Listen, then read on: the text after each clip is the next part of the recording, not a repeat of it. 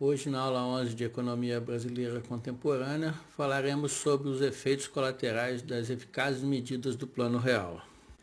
Iremos analisar como as medidas do Plano Real impactaram a balança comercial e o comportamento das taxas de desemprego no Brasil. O Plano Real foi um sucesso no combate à inflação e desencadeou uma série de efeitos colaterais, criando novos problemas e agravando alguns já existentes. Dentre os efeitos negativos causados por algumas medidas, nós temos os que afetaram a balança comercial e que transformaram os saldos positivos em negativos, assim como o desemprego que aumentou. Apesar dos saldos negativos da balança comercial registrados no primeiro semestre de 94, o ano fechou com um expressivo superávit. Já nos anos seguintes, 95, 96 e 97, os déficits se mantiveram. Os resultados se alternavam, mas no final de cada ano o resultado final era cada vez pior em relação ao anterior. Por outro lado, apesar das exportações brasileiras crescerem sucessivamente, os saldos anuais da balança comercial foram sempre negativos a partir de 95. E assim concluímos que as exportações brasileiras cresceram, mas as importações também, e num ritmo muito maior, gerando assim os déficits. Esses saldos negativos estavam ligados ao sistema de âncora cambial e ao processo de abertura econômica, dois pilares do Plano Real. Para praticar o sistema de âncora cambial, o Brasil precisava ter reservas cambiais. Quanto maiores fossem essas reservas, melhores seriam as condições. Para a composição e o crescimento dessas reservas cambiais, foi significativa a entrada de capitais externos, tanto dos capitais produtivos como dos especulativos. Os capitais especulativos são mais voláteis, entram no país atraídos pelas possibilidades de ganho nas bolsas de valores e com a compra de títulos públicos, e também pela atuação no setor imobiliário. Os produtivos já são diferentes. Permanecem no país por mais tempo, entram nesse país pela possibilidade de ganhos no setor produtivo e por isso compram empresas públicas e privadas, criam novas empresas, ampliam suas oportunidades produtivas que já operam no país e criam novas empresas. Ao praticar o sistema de âncora cambial, o Banco Central atuava no mercado para forçar o câmbio a ficar no intervalo por ele definido. Isso gerou uma sobrevalorização artificial da nossa moeda frente ao dólar, favorecendo as importações e desfavorecendo as exportações. O processo de abertura econômica previa uma redução nas barreiras tarifárias e facilitar a entrada de produtos no mercado nacional, através da redução dos impostos sobre produtos importados. Isso aumentou a participação dos produtos importados na nossa demanda interna e, logicamente, aumentou as importações. A paridade cambial do real frente ao dólar facilitava essas importações e dificultava as nossas exportações. O Banco Central atuava apenas para evitar as especulações. Para estimular as exportações, o caminho escolhido pelo governo foi seguir o modelo chileno, que optava por criar condições para exportar. Era um caminho mais difícil, lento e com oscilações, mas com efeitos mais duradouros. Esse caminho consistia em melhorar as condições do país em termos de capacidade de produção e de competitividade no mercado internacional. Isso significava rever as questões de desburocratização das atividades de exportação, modernização dos transportes e da estrutura portuária, para obter aumentos de produtividade e competitividade. Enfim, reduzir o chamado custo Brasil. Para desestimular as importações, um caminho seria aumentar a tributação sobre os produtos importados, ou impor cotas máximas de importação para alguns produtos. Esse caminho, no momento, era inviável, porque assim ele estaria agindo contra o processo de abertura econômica, que era um dos pilares de sustentação do Plano Real. Uma outra opção seria de inibir o consumo interno, o que poderia ser feito através de políticas monetárias, como, por exemplo, elevar as taxas de juros, reduzir a liquidez ou restringir o crédito.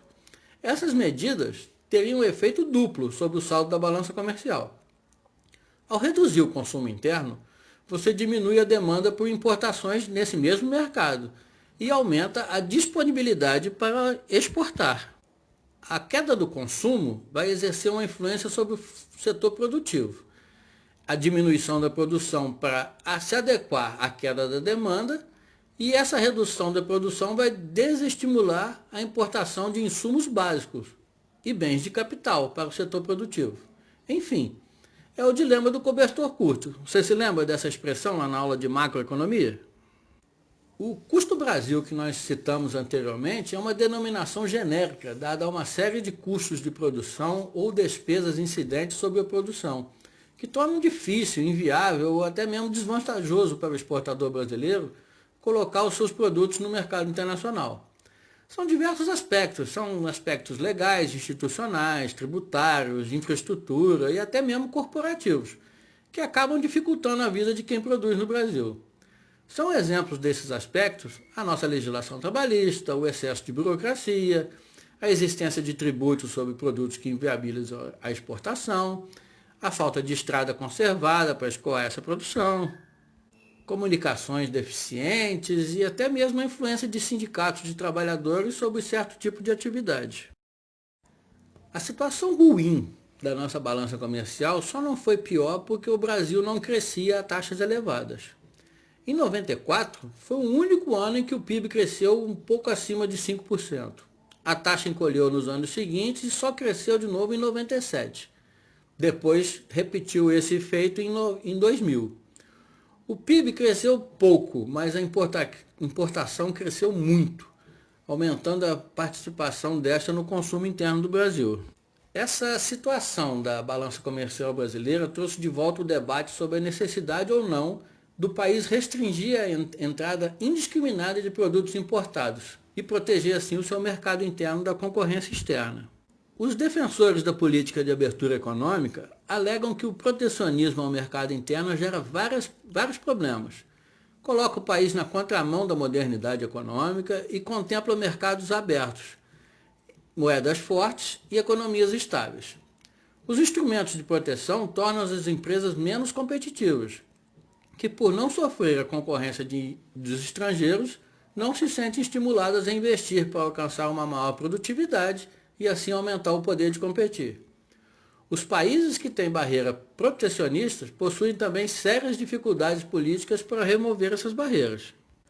Os que são favoráveis à proteção do mercado alegam que em todos os países hoje desenvolvidos, utilizou-se o protecionismo para defender suas indústrias jovens.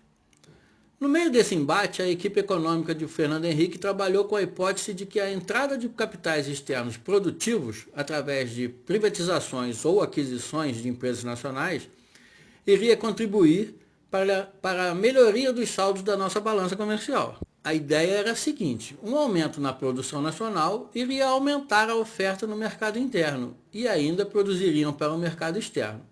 Assim, o efeito sobre o saldo da nossa balança seria dado tanto pela diminuição das importações, como pelo aumento das exportações. No entanto, alguns sinais apontavam no sentido contrário.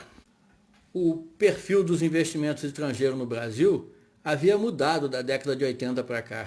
Esse novo perfil mostrou que o capital produtivo internacional veio para o Brasil para atuar fortemente no setor de serviços, gerando uma produção que objetivava atender ao nosso vasto mercado interno.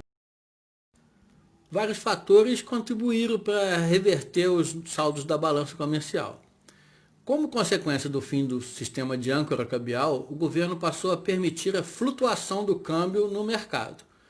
O real sofreu uma forte desvalorização, o que favoreceu as exportações e afetou as importações. As diversas medidas adotadas pelo governo para enfrentar as crises de 2001 e 2002 inibiram o consumo interno, o que diminuiu a demanda por importações e aumentou a quantidade disponível para a exportação. Essa exportação foi facilitada também pela desvalorização cambial. As exportações brasileiras cresceram, porque houve um aumento da demanda internacional, estimulada principalmente pelo crescimento econômico da China e da Índia, que permitiu ao Brasil exportar mais e a preços melhores. O desemprego é um fantasma que assombra o mundo todo. Mas por quê? A partir da década de 70, num ambiente de globalização, o pensamento neoliberal foi se tornando hegemônico. As empresas, para sobreviver nesse ambiente, tiveram de ser cada vez mais competitivas e, para tal, tiveram de acompanhar os padrões crescentes de produtividade no mundo.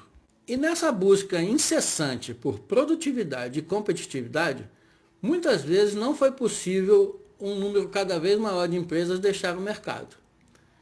Fecharam suas portas, contribuindo assim para o aumento das taxas de desemprego. As modernas tecnologias e a automação dos processos fizeram com que as empresas trabalhassem com funções de produção cada vez mais intensivas no fator capital e menos no fator trabalho. As empresas conseguem produzir mais com menos pessoas e isso contribuiu para aumentar o desemprego. O IBGE, desde 1980, é o responsável por calcular as taxas de desemprego no Brasil. Os números permitem-nos ver que o lançamento do real, a taxa de desemprego era de 5%. Essa taxa caiu em 95, mas sempre oscilou, sempre ficando num nível muito acima do observado no ano de 94. A queda da inflação e o aumento da renda elevaram o consumo, estimularam o crescimento da produção e isso repercutiu no crescimento do número do posto de trabalho. Já a combinação dos diversos fatores, como regime cambial, abertura econômica, política de juros altos, adotados para conter o crescimento da demanda, compõem uma parte da explicação do aumento das taxas de desemprego a partir de 96, pois afetaram os níveis de atividade. As medidas adotadas para conter os efeitos da crise de 97 e 98 tiveram um forte impacto no ano de 99. Em 2002, a taxa de desemprego voltou a crescer. As taxas de desemprego só não foram maiores porque as atividades ligadas ao setor exportador mantiveram-se aquecidas. Em sua definição, o desemprego pode ser conjuntural ou estrutural. Desemprego conjuntural é aquele que está relacionado ao nível de atividade econômica. Ele oscila inversamente ao nível da atividade, ou seja, o desemprego aumenta quando o nível de atividade diminui e vice-versa. Assim, quando uma economia entra em recessão, o desemprego conjuntural aumenta. Quando essa economia se recupera o seu crescimento, o desemprego volta a diminuir. Podemos então dizer que o emprego conjuntural oscila de acordo com o nível da atividade. Já o desemprego estrutural é aquele que está relacionado com a estrutura produtiva, com a forma como as empresas do país combinam os fatores de produção, capital e trabalho para gerar o seu produto.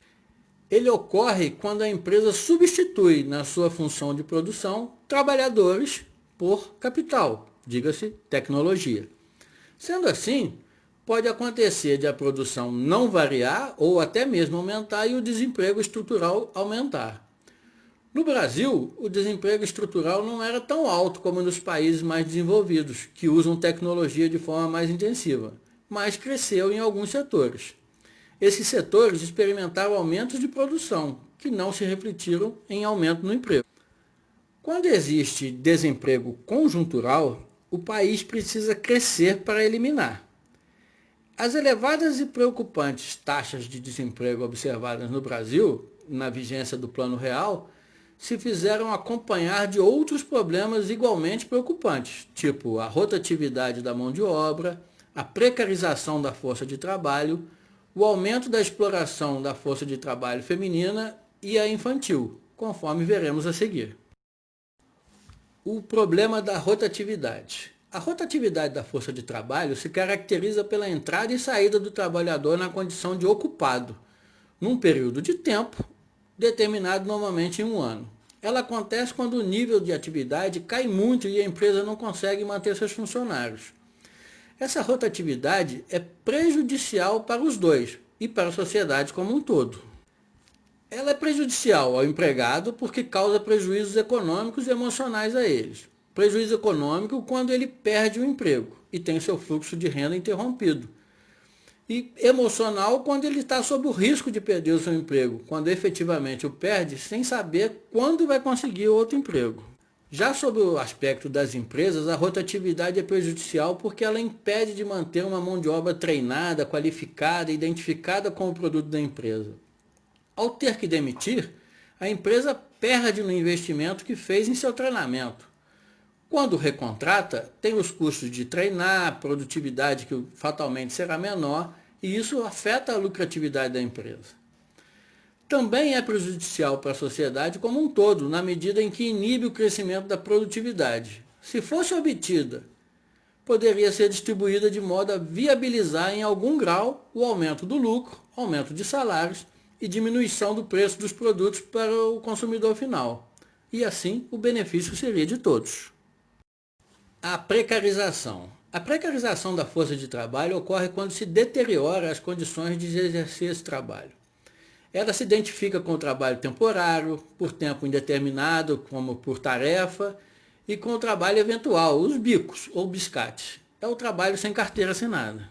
O trabalho sem carteira assinada ocorre porque o empregador, para reduzir o custo da mão de obra, não assina a carteira e assim deixa de pagar os encargos trabalhistas, ou porque o trabalhador está sendo obrigado a ingressar no mercado informal de trabalho, e também o caso para trabalhar por conta própria. O trabalhador sem carteira assinada fica sem a proteção da legislação e dos seus direitos. Cabe aqui um adendo. A reforma trabalhista promovida pelo presidente Temer, em 2017, retirou diversos benefícios e instituiu o trabalho intermitente, onde o trabalhador é contratado por períodos e horários específicos, mas com os direitos garantidos. Ou seja, é o neoliberalismo mostrando o seu lado mais perverso. A participação da mulher no mercado de trabalho brasileiro cresceu muito rapidamente. Os motivos que explicam as razões desse crescimento são 4.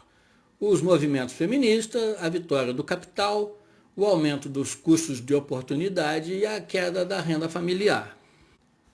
O movimento feminista é explicado pela participação da feminina no mercado de trabalho, que foi um desmembramento desses movimentos a partir da década de 70. Já o fator capital, esta segunda vertente, explica que foi uma vitória mesmo do capital, ou seja, do empregador.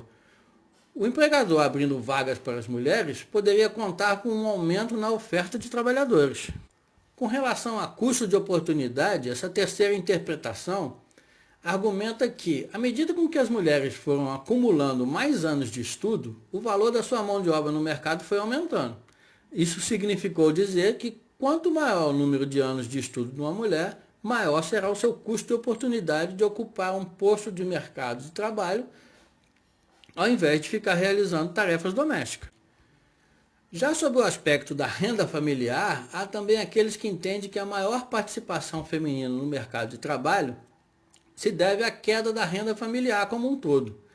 Essa seria uma estratégia utilizada para compensar essas perdas, porque a renda familiar da família estava caindo, ou porque alguns membros da família perderam o emprego. Entretanto, a mulher, na sociedade brasileira, continua sendo penalizada com a dupla jornada. Trabalha fora e, quando chega em casa, ainda tem que cuidar das tarefas domésticas. É sabido que as mulheres, em média, têm um melhor aproveitamento escolar. Por isso, tendem a sair do processo de qualificação profissional com um melhor aproveitamento. Mesmo assim, quando chegam no mercado de trabalho, em geral recebem menos que os homens. E é possível que esse fato seja, em parte, explicado pelo machismo, que é ainda muito presente em nossa sociedade. O trabalho infantil. Apesar das várias leis condenarem o trabalho infantil, essa mão de obra sempre foi e ainda é muito utilizada no Brasil.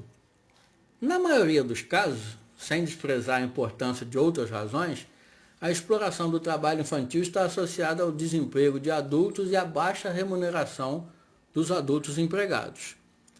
Nesses casos, o trabalho infantil é utilizado como uma estratégia perversa para complementar a renda das famílias mais carentes, cujos membros são mais alcançados pelo desemprego nos momentos de crise e tendem a ter mais dificuldades de se reinserirem no mercado de trabalho, devido às deficiências de escolaridade, qualificação e outros fatores.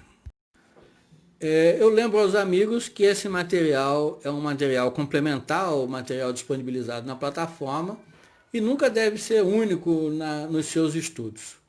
Mas se você gostou, se inscreva no nosso canal e dê um like nesse vídeo. Um abraço.